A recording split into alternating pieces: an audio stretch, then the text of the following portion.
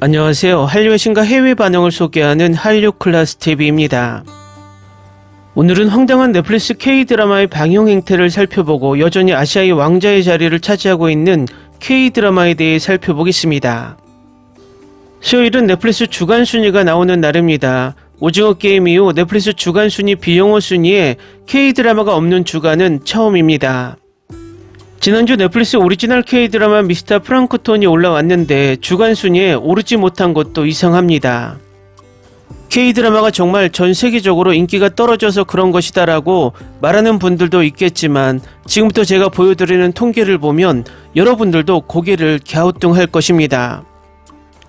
일단 오늘 날짜 넷플릭스 플릭스배틀롤 1일 순위를 보면 K-드라마 중 유일하게 미스터 플랑크톤이 6위에 올라 있습니다. 항상 K-드라마 넷플릭스 신작이 올라오면 K-드라마라는 프리미엄 때문에 첫날은 순위에 진입하는 게 정상이었습니다. 그리고 그 드라마가 재미가 없다면 탑10 순위에서 급속히 사라지는 게 최근 몇 년간 K-드라마들의 추이였습니다. 그런데 미스터 플랑크톤은 출시된 지 3일이 지난 후부터 플릭스배틀롤 1일 순위에 잡히기 시작하면서 순위를 천천히 올리고 있습니다. 북미와 유럽을 제외하고 K-드라마가 나오면 초반 무조건 탑10 상위를 찍는 나라들이 있습니다. 그 나라들은 홍콩, 대만, 말레이시아, 인도네시아, 베트남, 주로 아시아권 나라입니다. 미스터 플랑크톤이 지난주 금요일에 올라오고 순위를 주시해보니 정말 이상한 순위표를 보여주고 있습니다. 인도네시아, 말레이시아, 베트남, 싱가포르 등 동남아시아 나라들은 정상적으로 탑10 상위권에 이 드라마가 이름을 올리고 있지만 K-드라마가 강세인 나라 대만, 홍콩에서 이틀 동안 순위표에 올라오지 않았습니다. 대만, 홍콩이 K-드라마 신작이 나왔는데 탑10 순위에도 오르지 않은 적은 넷플릭스 순위 집계 이후 최초입니다. 그런데 오늘 날짜 1일 순위에서 갑자기 홍콩에서 미스터 플랑크톤이 1위에 올랐습니다. 홍콩에서 이틀 동안 이 드라마를 외면하다 3일차에 갑자기 마음이 바뀌어서 모두 이 드라마를 봤을까요? 아직 대만은 탑10 순위에조차 이 드라마가 올라있지 않습니다. 결국 제 내피셜은 이번에도 번역과 더빙 핑계로 미스터 플랑크톤의 중국어권 방영이 늦어졌던 것으로 보입니다. 결국 대만도 이 드라마가 늦게 서비스되었을 확률이 크고 다른 나라들도 이런 늦은 방영이 많은 것으로 추측을 해봅니다. 지난번 지옥 시즌2 방영 때도 저희 채널 독일 시청자께서 독일에서는 서비스가 안되고 있다는 증언을 해주셨듯이 이상하게 넷플릭스가 과거 넷플릭스 오리지널이 아닌 K-드라마만 지역별 시간차 방영을 하면서 K-드라마 순위를 인위적으로 낮추고 있었는데 이제는 넷플릭스 오리지널 K-드라마까지 지역별 시간차 방영으로 순위를 인위적으로 조절하는 것처럼 보입니다.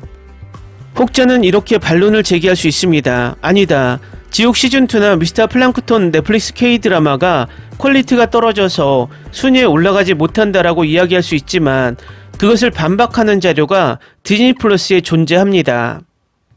오늘 날짜 플릭스배틀롤 디즈니 플러스 1일 순위를 살펴보면 K-드라마 세 작품이 탑10 순위에 있습니다. 6위에 강남 비사이드, 8위에 열혈사제 시즌2, 10위에 정년이가 올라 있습니다. 이 모든 드라마가 아시아 5개국, 한국, 대만, 홍콩, 싱가포르, 일본까지의 시청시간만으로 순위에 오르고 있습니다. 구체적으로 일본 오늘 날짜 순위를 살펴보면 1위 열혈사제 시즌2, 2위 강남 비사이드, 6위 정년이, 7위 지옥에서 온 판사가 차지하고 있습니다. 홍콩 순위를 살펴보면 1위 열혈사제 시즌2, 2위 강남 비사이드, 3위 정년이, 4위 지옥에서 온 판사, 5위 강매강, 8위 최악의 10위 폭군이 올라 있습니다. 싱가포르 순위를 볼까요? 1위 열혈사제 시즌2, 2위 강남 비사이드, 3위 정년이, 4위 지옥에서 온 판사, 5위 강매강, 8위 최악의 10위 폭군이 올라 있습니다. 그럼 대만은 어떨까요? 1위 열혈사제 시즌2, 2위 강남 비사이드, 3위 정년이, 4위 지옥에서 온 판사, 5위 강매강, 8위 최악의 10위 폭군이 올라 있습니다. 넷플릭스 K-드라마들은 아시아에서 갑자기 인기가 떨어졌고 디즈니 플러스의 K-드라마들은 갑자기 인기가 있어서 이런 순위를 가지고 있을까요? 미스터 플랑크톤이 대만 넷플릭스 순위의 탑10 안에도 들지 못하는 이유는 넷플릭스의 지역별 시간차 차별 방영이란 추론이 가장 큽니다. 위에서 말했듯 순위에 없다가 홍콩에서 3일차에 1위에 오른 이유이기도 합니다. 요즘 넷플릭스 아시아 순위를 보면 정말 가관입니다. 1년 전만 해도 일본 넷플릭스 순위를 K드라마가 장악했지만 요즘은 일본 넷플릭스 순위에서 K드라마를 찾기 힘듭니다. 오늘 날짜 일본 넷플릭스 순위를 보면 K드라마는 미스터 플랑크톤이 탑10에 올라있는 유일한 K드라마입니다. 결국 넷플릭스가 부지런히 1년 동안 순위 집계 방식을 바꾸고 K드라마 지역별 시간차 방영을 하고 기본적인 예고편 홍보조차 하지 않자 그 결과가 지금 넷플릭스 순위표로 나타나고 있습니다. 디즈니 플러스도 얼마 전까지 순위를 자신들의 드라마를 홍보하는 게시판처럼 사용하다가 얼마 전부터 정상적인 순위를 계산하며 올리니 K드라마가 단 5개국의 시청률로 디즈니 플러스 탑10 순위에 오르고 있습니다. 넷플릭스가 지금 취하는 행동은 명확해 보입니다. 세계 시청자들을 프랑스 개구리 요리를 하듯 서서히 아주 서서히 물의 온도를 올리면서 개구리가 언제 죽는지 모르게 요리를 하듯이 전세계 시청자들을 미드가 K드라마보다 압도적으로 인기가 있는 것처럼 서서히 뒤에서 순위를 조정하면서 세계 시청자들을 가스라이팅하고 있다는 것입니다. 또 제가 이런 주장을 하면 이런 소리를 하는 분들이 있습니다. 넷플릭스는 이익을 추구하는 기업이다. 절대 그럴 일이 없다. 하지만 콘텐츠 산업은 기업의 이윤을 추구하지만 국가의 이윤이기도 합니다. 2차 세계대전 이후 미국은 전세계의 모든 나라의 콘텐츠를 장악하며 엄청난 부를 축적했고 미국의 콘텐츠 산업은 국가의 근간입니다. 이 콘텐츠 산업이 무너지면 미국의 근간이 흔들리는 것과 마찬가지입니다. 지난번 제가 미국 통계 사이트의 지표로도 설명했듯 지금 미국의 K 콘텐츠 소비가 전체 미국 콘텐츠의 2020년 12%에서 2024년 17%로 늘었습니다.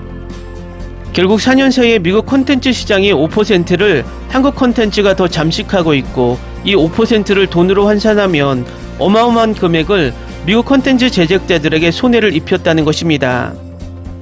과거부터 미국은 한국 자동차가 미국에서 소비가 증가하면 관세를 올려서 조정했고 반도체가 전세계를 장악하면 반덤핑으로 몰아서 견제해 왔습니다. 넷플릭스나 디즈니 플러스는 이익을 추구하는 기업이 맞습니다. 하지만 미국 내 콘텐츠 제작자들은 힘으로 그들을 압박할 것입니다. 그것은 작년 미국 작가조합과 배우조합이 파업을 하면서 그 힘을 보여줬습니다. 표면적으론 AI 작가와 AI 배우 등장을 경계하는 파업이라고 하지만 속을 들여다보면 한국과 같은 제3세계의 시장을 뺏기는 것을 경계하는 것입니다. 결국 넷플릭스나 디즈니 플러스는 두 가지 속셈이 있습니다. 첫째, K 콘텐츠는 철저하게 아시아 시장을 장악하는 필요악이다. 둘째, K 콘텐츠는 저비용 고품질의 시장을 계속 유지시킨다입니다. K-드라마가 계속 오징어 게임처럼 엄청난 인기로 전 세계를 장악하면 이 두 가지 속셈이 모두 깨지는 것입니다. K-드라마가 계속 인기를 얻으면 제작 단가가 계속 올라가니 저비용 고효율 드라마 제작 공장이 사라질 것이고 미래 시장을 볼 때는 미국 콘텐츠 시장을 잠식하며 자신들의 파일을 빼앗길 위기를 느낀 것입니다. 결국 넷플릭스는 K-드라마를 이용하되 인기를 가리고 자신들의 손에 올려놓고 마음대로 저글링하고 싶은 욕망이 강하고 제2의 K-드라마를 찾아서 일본, 태국 등에 투자를 하고 있다는 것입니다. 그런데 넷플릭스나 디즈니 플러스가 착각하는 것이 하나 있는데 미국이 2차 세계대전 이후 전세계 콘텐츠 시장을 장악하고 왔듯이 K-드라마는 30년 동안 아시아 시장을 장악하고 남미 시장까지 장악하고 있다는 것입니다.